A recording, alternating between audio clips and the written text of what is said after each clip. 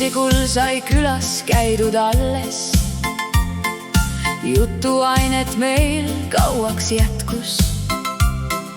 Kuidagi ei tahtnud ma ära tulla. Pole muud kui homme jälle minna.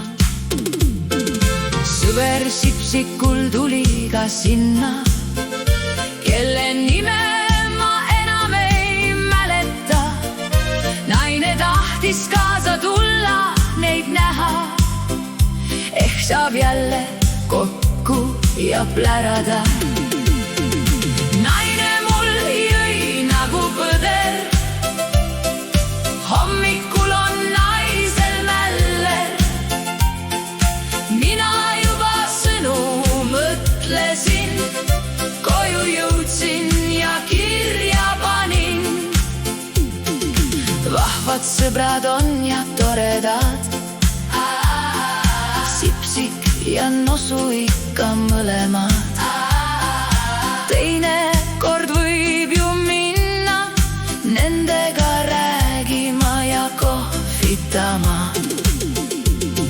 Naine minul alguses tulla ei tahtnud, pärast teda Sipsiku juurest ära ei saanud ega ise ka ei tahtnud tulla ära. Peab ikka tagasi Sipsiku juurde minema.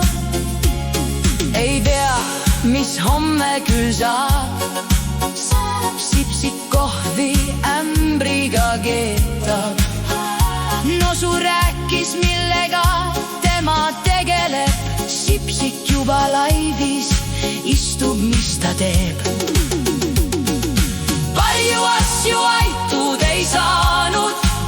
Sipsikas kohvimasin valmis pandud. Nosu kätte viin ühe asja, äkki saab teda üle kontrollida.